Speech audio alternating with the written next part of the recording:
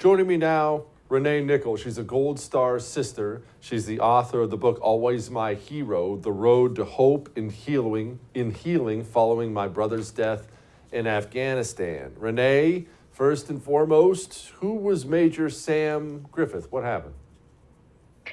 Sam was my older brother. We were about 2 years apart, and he was on his third deployment. His first two were in Iraq. He was an F-18 fighter pilot.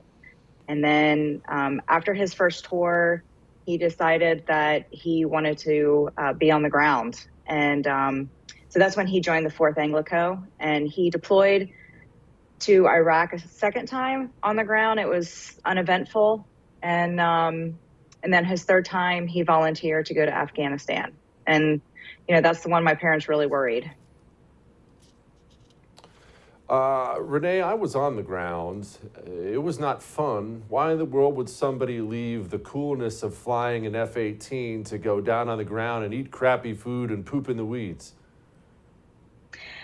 When I talked to my mom about this, my brother just felt like, he had done a tour in the air, and he had a lot of expertise that he just wanted to bring to these other Marines. And I think he just really wanted to make a difference. And, he did extensive training. He became a JTAC, and he trained these Marines. And, after training them, he wanted to deploy with them. And his goal, he said before he deployed, his goal was to make sure that each and every single one of them came home alive. And unfortunately, he didn't, but they did. That's the kind of man who builds nations right there. What happened in Afghanistan? He was, he was a forward air controller, so he would watch, radio, video screen, and call in air support. And he saw one of his Marines under heavy fire for a few days. And, Sergeant Hartzell came back to base, and my brother basically said, you need a break, you need some rest, you're going to do what I do, you're going to take the radio, and I'm going to take your place tomorrow. And then Sergeant Winters, he asked Sergeant Winters if he would come, with him. It was a 4-man team, and 2 of them stayed behind, and Sam and Sergeant Winters went out on patrol the next day. And they got about 200 feet from the compound, and bullets just started to rain down. And they were able to get behind a mound, and actually there was a ditch there. And Sam knew that they were just getting ambushed. They were going to lose a lot of lives. They were out there with the British Marines as well.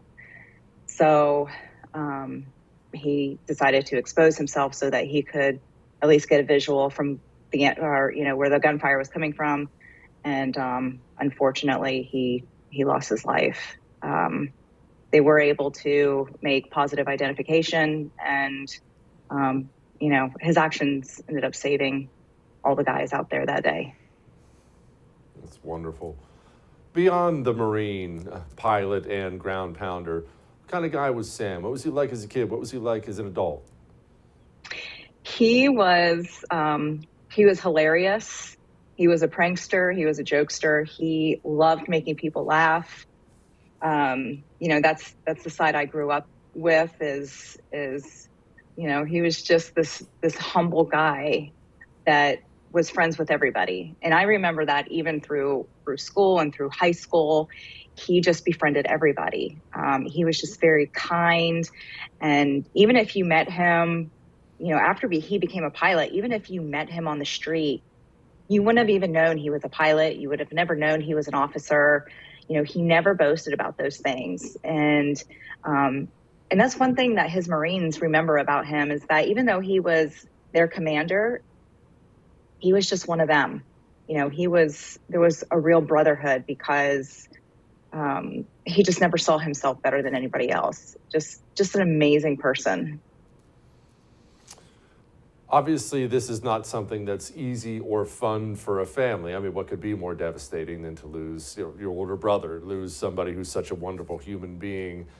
How does a family deal with that? How do you get by? How do you move on? I mean, I think about my own sons. I think about losing my own brothers. It just kills me. Yeah.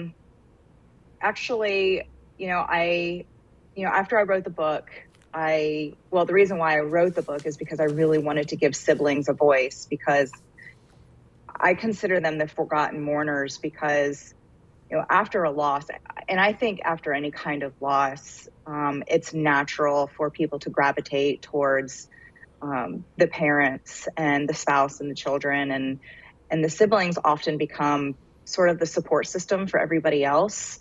And there's been studies that show that siblings don't even really begin the grieving process until about 2 years after the loss. And that's sort of where I was. And about 4 months after my brother was killed, I fell into a very, very deep depression. I was hospitalized. I was having suicidal ideation. I didn't know how to cope in life without him. We had been together since we were born, and he was my best friend, and he was like a father figure to me. And so, I really postponed my own grief for a long time. It took me a long time to get out of that, but I did, and I wanted to write my story. I wrote Always My Hero to give siblings a voice. And even as recently, the last 18 months, I've been working on the screenplay, and I just did the final edits yesterday. And so I've really been immersed the last couple days, especially just going over it, just reading it over and over and over, about that sibling bond. And, it's a really important story to tell. It's really important that other siblings, especially, Gold Star siblings, really anybody who has lost somebody that they were close to, brother-sister relationship, that they feel validated. And I was reading statistics, and there's more households that have siblings than have fathers. So that's an overwhelming statistic. When you think about siblings spend more time their entire lives than any other person, yet they're the least recognized, after a tragedy like this. Renee, thank you so much for writing the book, for helping people through it. I appreciate you. Yeah, thank you so much for having me. I really appreciate the opportunity. Yes, ma'am. Semper Fi.